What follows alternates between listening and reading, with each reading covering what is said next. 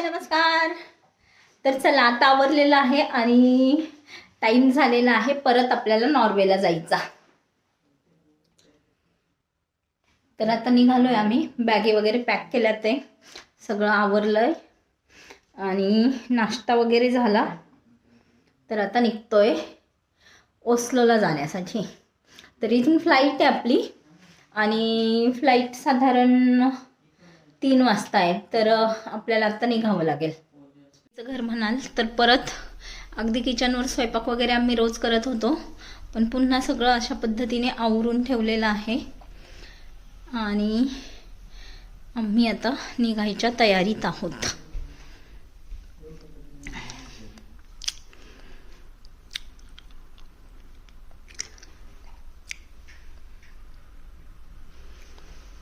तिकडे बॅगे भरतात आहे। ओके झालं, चलो निघायचं। चला मोस्ट ब्युटिफुल जर्नी आपली। ओके चलो, आता बाहेर तर स्नो पडतोय, थोडासा वेळ लागेलच आम्हाला जायला। रात्रीतून पहा केवढा पडला आहे। आम्ही निघतो आता, अजून पोहोचायला बस स्टॉपवरून आपल्याला बस घ्यायची एअरपोर्टला जाण्यासाठी। स्नोफॉल चालू आहे आणि आता 1:30 वाजलेले आहेत। मी ना मुद्दाम टायमिंग दाखवते सगळ्या वेळचे, कारण की 10 वाजता 2 वाजता 3 वाजता 1:30 वाजता पूर्णपणे अंधारच अंधार आहे। म्हणजे दिवस उगवतच नाही इथे। 10 वाजताही दिवस उगवला नाही ना, 2 वाजता ना 1 वाजता उजेड हा नाहीच आहे, असाच आहे। आणि डार्क तर डायरेक्ट 3 वाजता पूर्ण डार्क होतो आपल्या 9-10 सारखा। केवढा स्नोफॉल आहे।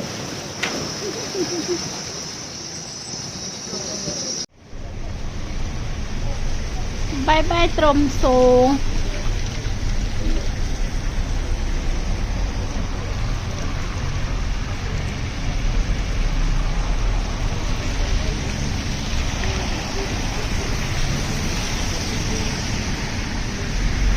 Morning, good afternoon, good evening काय बोलतो ते कळतच नाही। इकडे 1:30 वाजलेत, 1:30 झालेत आणि अजूनही एवढा अंधार।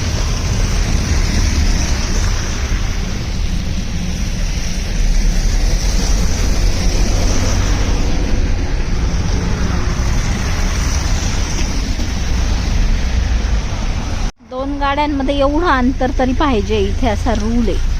नाही तर आपल्याकडे गाडीला गाडी खेटून उभी राहते पूर्ण।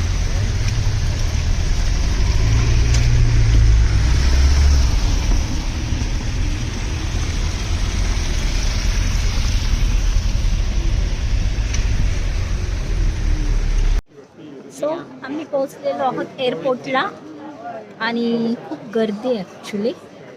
तर आपल्या फ्लाईटला 2 तास वेळ आहे, तर आता 2 तास इथेच टाइमपास।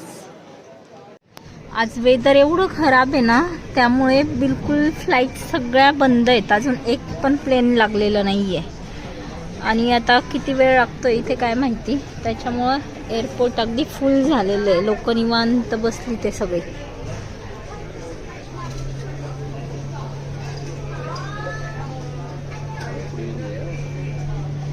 तर वेदर एवढं खराब झालेलं आहे त्यामुळं फ्लाईट्स कॅन्सल होतात ते, कारण डिले होते ते। कॅन्सल पण होतात ते, डिले पण होतात ते, कारण की येणाऱ्या फ्लाईटच येत नाही आहेत, तर जाणार कुठून असं झालेलं आहे। इथे पण आपल्यासारखीच कंडिशन आहे।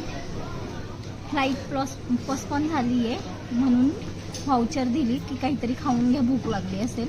ज्या हॉटेलमध्ये आम्ही घ्यायला गेलो तिथे, जिथे म्हणजे पिझ्झा वगैरे शिल्लक होता, तिथे व्हाउचर चाललं नाही आणि ज्या हॉटेलमध्ये व्हाउचर चालत होतं त्या ठिकाणी खायला काही शिल्लक नव्हतं।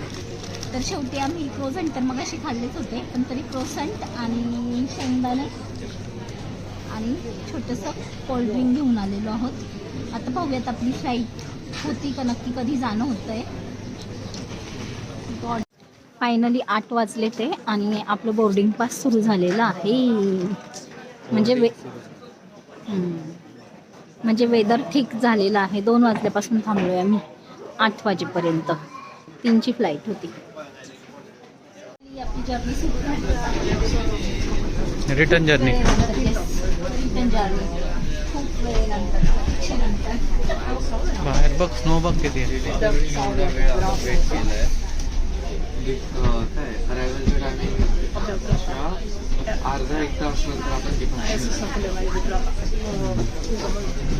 फ्लाईटमध्ये बसलो तर आहे, पण विमान आत्ताच आल्याने इंजिन खूप गरम आहे आणि त्यामुळे ते थंड करायचं काम चालू आहे. साधारण 1 तास तर नक्कीच लागेल. तर विंटरमध्ये ज्यावेळेस आपण प्रवास करतो त्यावेळेस वेदर इश्यू असतात आणि त्यामुळे फ्लाईटला बऱ्याच वेळा खूप उशीर होऊ शकतो आणि ही आमची पहिलीच विंटर फेरी आहे, त्यामुळे हा असा अनुभव आम्ही पहिल्यांदाच घेतो आहे. तर पाहूयात किती वेळ लागतो अजून. फायनली निघालो ना गेलो. We have a left-hand package today, so we have कसं झालं फायनली निघालो.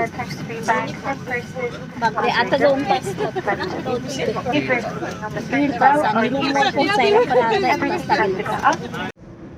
आम्ही ओस्लोमध्ये पोहोचलेलो आहोत आणि रूमकडे निघालेलो आहोत. पुन्हा भेटूयात नवीन व्हिडिओमध्ये. तोपर्यंत बाय बाय. आपल्या चॅनलला लाईक शेअर सबस्क्राईब जरूर करा. Bye bye.